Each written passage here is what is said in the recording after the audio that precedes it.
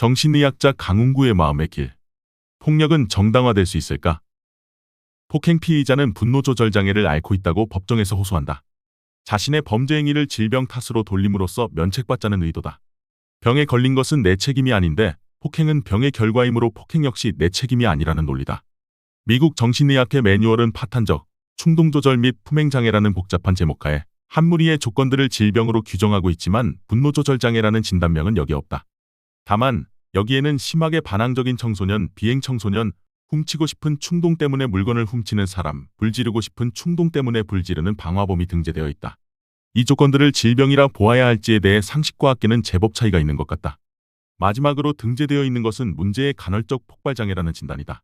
사소한 이유로 발생한 경로를 주체하지 못하고 언어폭력 및 폭력행동을 반복해서 휘두르는 사람에게 붙여지는 진단이다. 뇌질환이나 약물술 때문이 아니라 그 사람의 타고난 성품이 그렇다는 것이다. 화를 잘 내고 충동적인 성격이다. 더 쉽게 말해서 뚜껑 잘 열리는 사람이다. 이런 성품을 가진 사람의 폭행을 병의 증상이기 때문에 책임이 없다고 할 수 있을까?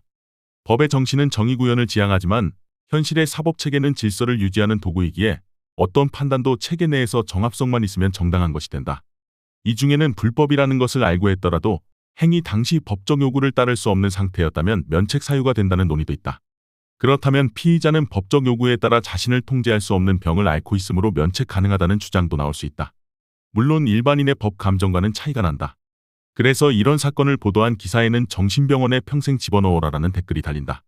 댓글을 다는 사람은 폭력을 정당화하려는 범죄자의 의도에 분노했겠지만 정신과 환자 위험 인물 정신병원 수감으로 이어지는 생각의 사슬이 정신질환에 대한 편견과 혐오를 담고 있다는 것까지는 미처 생각하지 못했을 것이다. 살아가면서 큰 폭력을 너무 흔하게 대하다 보니 우리는 미묘한 폭력에는 둔감해져 있는 것일 수도 있다. 사람들은 집단에 소속되어 있을 때 혼자일 때와 다르게 생각하고 행동한다. 집단 내에서 개인의 정체성은 두 가지 상태로 구분할 수 있다. 하나는 옆 사람과 함께 같은 목표를 지향하고 협조하면서도 나의 정체성은 유지한 상태이고, 다른 하나는 나 개인의 생각 없이 집단을 따르는 개인의 정체성을 포기하고 완전히 집단에 동화되는 것이다. 후자의 경우 문제가 생긴다. 평소 폭력과 거리가 먼 사람이 집단 속에서는 거리낌 없이 폭력을 휘두르게 된다. 재난 현장에서 벌어지는 약탈이 좋은 예다.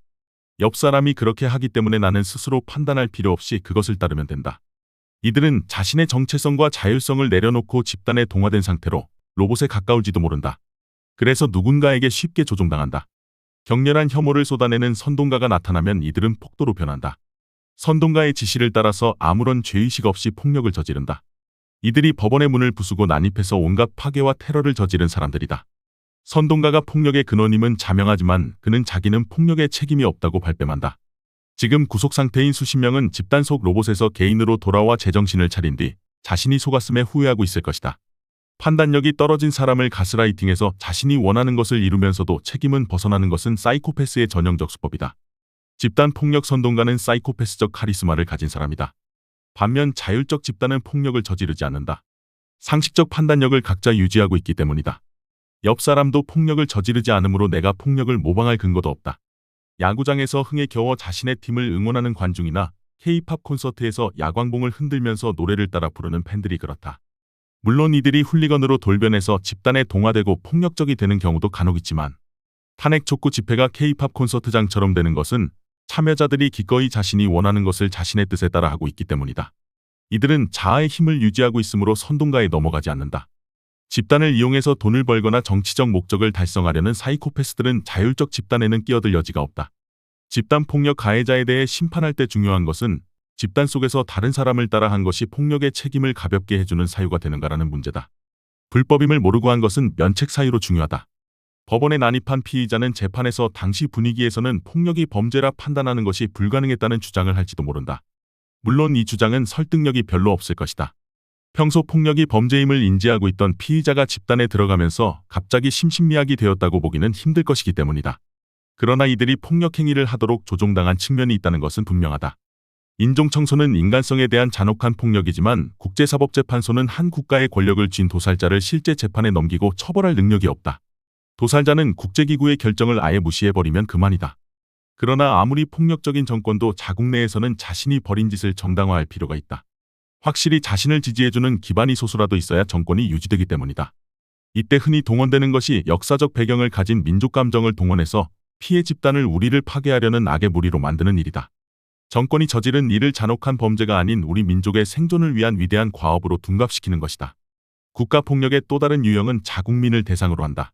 집권 세력이 자신을 반대하는 세력에게 가하는 폭력은 흔히 정보기관을 동원한 간첩 조작, 납치, 암살 등 소규모의 테러로 자행된다.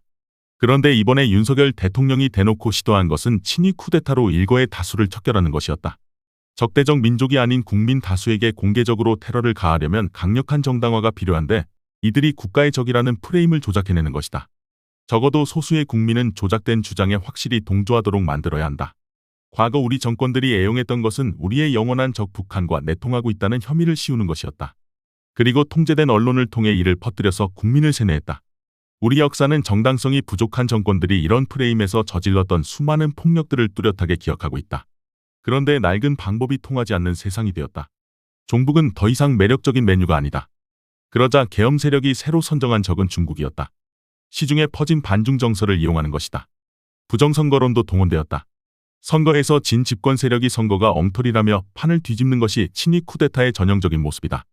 그렇게 해서 선거 부정이 있었고 중국이 개입되었으며 친중 세력이 나라를 망친다의 프레임이 계엄 합리화를 위해 탄생했다.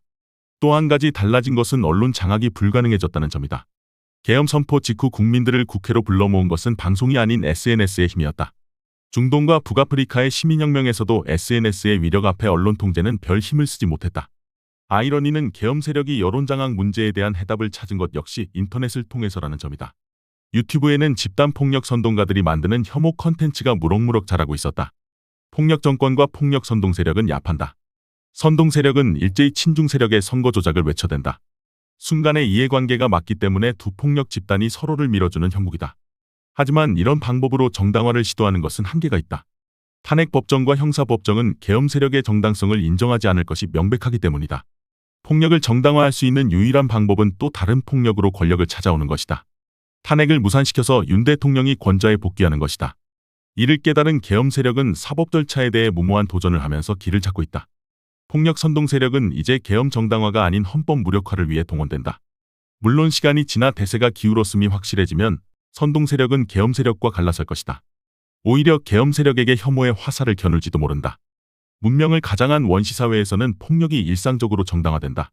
정당화되는 중요한 구실은 폭력이 피해자에게 선이라는 논리다. 피해자를 가만히 두면 악에 빠지게 되므로 그를 선으로 이끌어야 하는데 폭력은 그 방법으로 정당하다는 생각이다. 폭력으로 선을 추구한다는 이념은 저질러진 폭력 자체보다 더 심각하게 문명과 민주사회를 파괴한다. 한 세대 전 중고등학교를 다녔던 학생들은 대부분 그런 명목으로 가해진 폭력을 체험했다. 물론 당시에는 체벌이 폭력이라는 인식 자체가 없었으므로 선생님들을 탓할 일만은 아니다. 그 폭력의 기원은 멀리 가면 서당에서 훈장이 게으른 학생에게 종아리를 치던 것이지만 가까이는 일본 제국주의가 학생들을 천황에게 충성하는 도구로 길러냈던 것에 뿌리를 두었을 것이다. 일제는 대동아 공영권을 위해 기꺼이 자신을 희생하는 젊은이들을 만들어내려 했다. 이는 신체적인 폭력일 뿐만 아니라 정신적인 폭력이기도 했다. 해방 후에도 정권에 의한 폭력은 지속됐다. 그들은 폭력을 국민에게 행하는 선이라 포장하기 위해 선전을 펼쳤다. 박정희의 한국적 민주주의, 전두환의 정의사회, 윤석열의 공정과 상식이 그것이다. 이 선전이 통하면 정권의 폭력은 국민을 위한 노력이 되므로 더 이상 정당화를 위해 애쓸 필요조차 없다. 그러나 우리 사회는 국민들의 힘으로 민주화되었고 제도적 폭력은 어떤 경우도 정당하지 않다는 인식이 시민사회에 공유됐다. 그렇게 살던 우리에게 윤 대통령은 결정적인 폭력을 휘둘렀다. 다행히 폭력에 저항하는 국민들의 힘이 더 강했기에 그 폭력은 우리 사회를 파괴하지 못했다. 불법 계엄으로 재판받게 되었을 때 윤 대통령이 내세웠던 논리는 계엄 세력의 폭력이 국민들을 일깨우기 위한 좋은 것이고 폭력이 좌절됨으로써 우리나라가 더 나쁘게 될 것이라는 궤변이었다. 학생들을 대걸레로 때리던 교사의 논리와 같다. 일제가 조선을 침탈할 때도 그런 논리였다. 해방 후에도 어떤 이들은 일본의 폭력이 있었기에 우리나라가 근대화되었다는 논리를 펼치기도 했다. 윤석열 세력은 이들을 자신의 뿌리로 삼고 있는 것으로 보인다. 폭력이 선을 구현하기 위한 정당한 도구라 믿는 자들이다. 이런 사람들이 민주사회의 구성원이라 할 수 있을까? 더 칼럼니스트